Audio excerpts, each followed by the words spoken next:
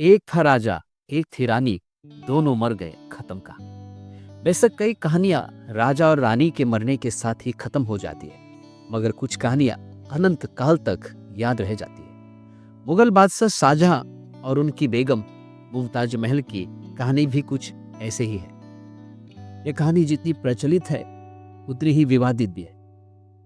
इस कहानी को लेकर सबसे बड़ा विवाद तो यह है कि बादशाह शाहजहां और मुमताज की कहानी में प्रेम है या नफरत। हेलो नमस्कार दोस्तों।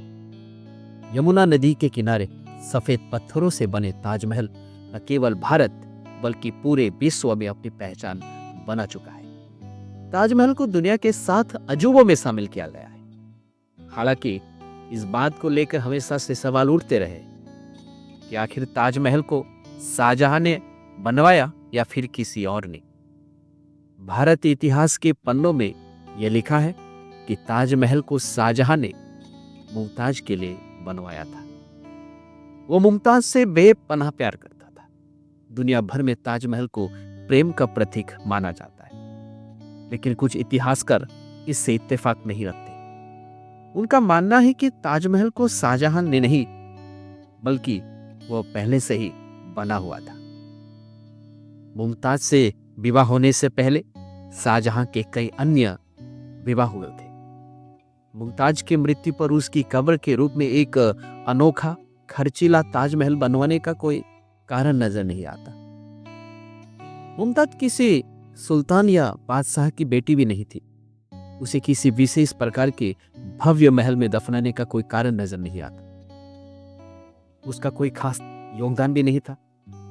उसका नाम चर्चा में इसलिए आया क्योंकि युद्ध के दौरान उसने एक बेटी को जन्म दिया था और वो मर गई थी। हिस्ट्री में पढ़ाया जाता है कि ताजमहल का निर्माण कार्य 1632 में शुरू हुआ और लगभग 1653 में इसका निर्माण कार्य पूर्ण हुआ।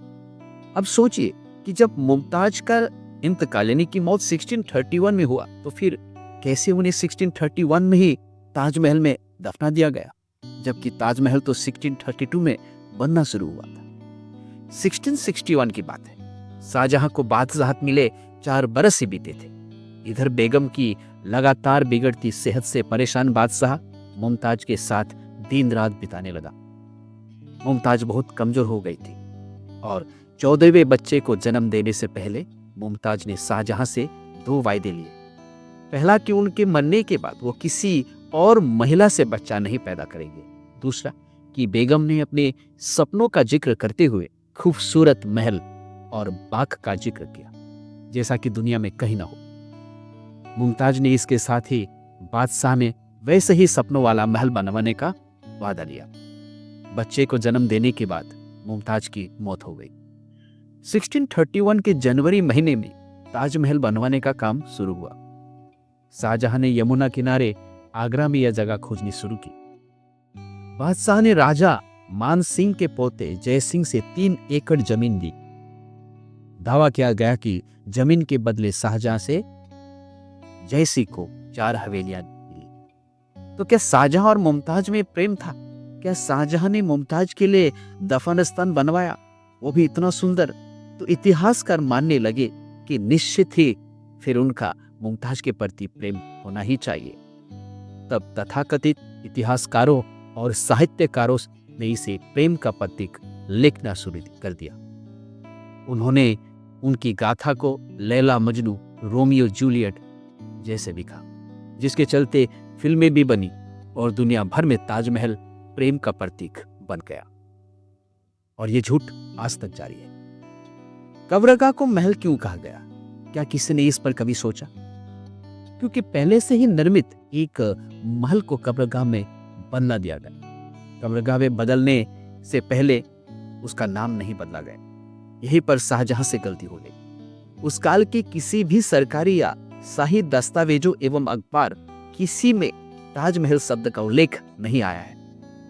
ताजमहल को ताज ए महल समझना एक हास्यास्पद है। अरब, ईरान, अफगानिस्तान, इन जगहों पर एक भी ऐसे मस्जिद या कब्र नहीं है जिसके बाद महल लगाया गया हो। यह भी गलत है कि मुमताज के कारण इसका नाम मुमताज महल पड़ा। क्योंकि उनकी बेगम का नाम था मुमता उल जमानी। यदि मुमताज के नाम पर इसका नाम रखा होता तो ताजमहल के आगे मुंह को हटा देना कोई औचित्य नजर नहीं आता। ऐसी अफवाह है कि शाहजहां ने ताज बनाने वाले 20,000 मजदूरों के हाथ कटवा दिए थे। इसके पीछे वजह बताई जाती है कि शाहजहां चाहता था कि दोबारा कोई ताज जैसी स्मारक न बनवा सके। शाहजहां ने ताज के निर्माण के बाद कारीगरों से आजीवन काम न करने का वादा लिया था और इसके बदले कारीगरों को जिंदगी भर सैलरी देने का वादा किया गया। कारीगरों के हाथ के हुनर का काम करने से रोक देने की दूसरे शब्दों में हाथ कटवाना कहा गया था। शाहजहां ने ताज के पास 400 साल पहले मजदूरों के लिए ताजगंद नाम से बस्ती बसाती थी। ताज निर्माण के समय मजदूर और आर्किटेक्ट यही रहा करते थे। इनमें से कुछ मजदूरों और आर्किटेक्ट तो ताज के साथ साथ दिल्ली के लाल किला निर्माण कार्य में भी लग गया था। अभी यहाँ उन मजदूरों के वंशज रहते हैं। ताज का नक्शा बनाने वाले को मिली थी 1,000 रुपये सैलरी। जी हाँ, शाहजहां को इमारत बनवाने का बहुत बड़ा शौक था। ताज पहली इमारत थी जिसका निर्माण उन्होंने कराया। दूर दराज से तमाम बेहतरीन कारीगर पैसों के लालच में आगरा में आकर बस गए। भारत ही नहीं, अरब, पर्शिया और तुर्की से वास्तुविदों, निर्माताकार और पच्चीकरण के कलाकारों को बुलाया गया। ताज का नक्शा बहुतों ने मिलकर बनाया, लेकिन शाहजहां को उस्ताद सआफदी का डिजाइन सबसे ज्यादा पसंद आया, जबकि पत्थरों पर सब्त उकरमे का काम अमानत खान को सौंपा गया। पहले कहते थे इसे तेजो महल। ताजमहल पर शोधकर्ता ने बताया कि ताजमहल को पहले तेजो महल कहते थे।